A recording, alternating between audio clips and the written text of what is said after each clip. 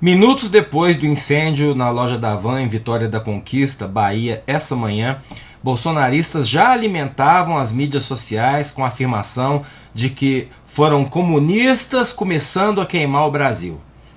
Há 4 dias de uma posse marcada por tentativas de golpe e terrorismo, com tipificação e prisão do autor, é óbvio que tudo que os apoiadores do futuro governo querem é uma transição tranquila, mas chega a ser constrangedora a burrice ou a hipocrisia dos apoiadores do golpe. Salve galera, eu sou o Maurício Ricardo, inscreva-se, ative o sininho, deixe o like ou o dislike e o seu comentário, que é sempre muito importante. Eu estou gravando 11h30 da manhã e tudo que eu sei é que uma loja da Havan na Bahia está sendo consumida pelas chamas. Mas vamos só parar para pensar. O bolsonarismo perdeu a eleição e não está se comportando como um bom perdedor em momento algum, está rezando em porta de quartel, pedindo para os tanques saírem às ruas e impedir a posse do governo eleito, se necessário partir para uma guerra civil com as armas que o governo despejou nas ruas nos últimos 4 anos e o patrocínio de bandidos do garimpo ilegal e grileiros milionários. E nada disso deve acontecer. Até a Jovem Pan fez editorial condenando os golpistas. Isso significa, né, Rony?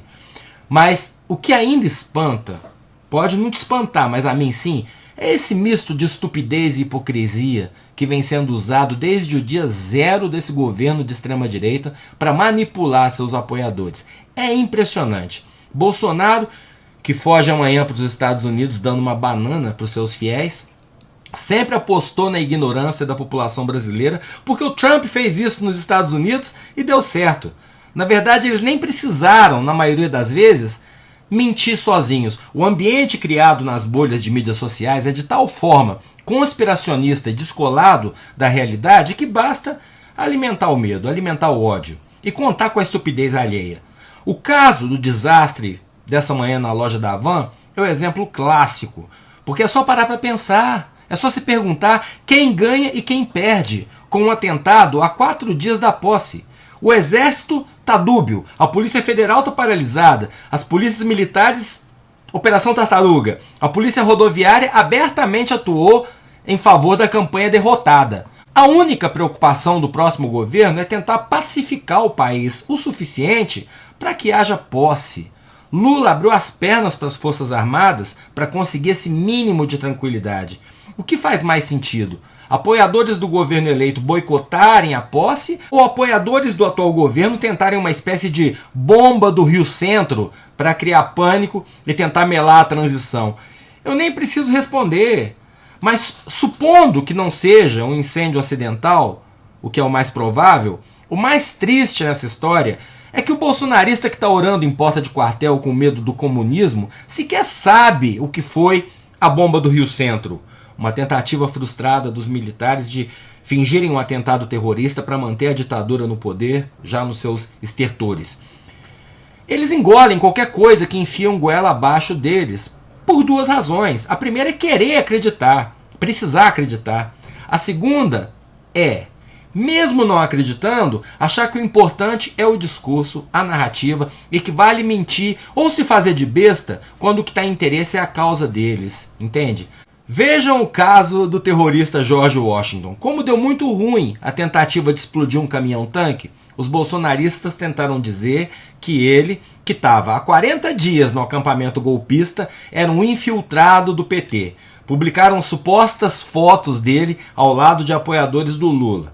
Então, o cara já confessou em vídeo que é bolsonarista e que naqueles acampamentos tem gente planejando ataques terroristas. O cara que aparece nas fotos, junto de apoiadores do PT, gravou vídeo para dizer: aquele sou eu, não é ele.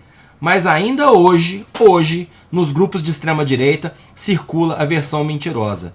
O que se criou no Brasil é um monstro.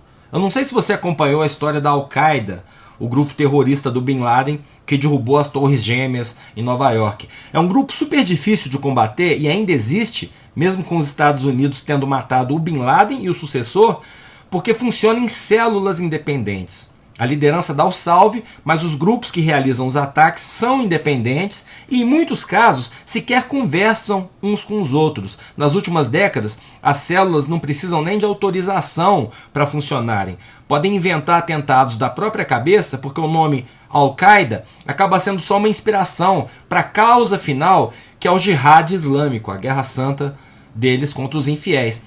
O paralelo que eu faço com o bolsonarismo é que não precisa de ordem do mito, ou do Braga Neto, ou do general Heleno para fazer nada. Um garimpeiro ilegal, por exemplo, que é rico e criminoso, pode perfeitamente tomar a decisão de armar jagunços, mandar de busão para o Distrito Federal e explodir uma bomba.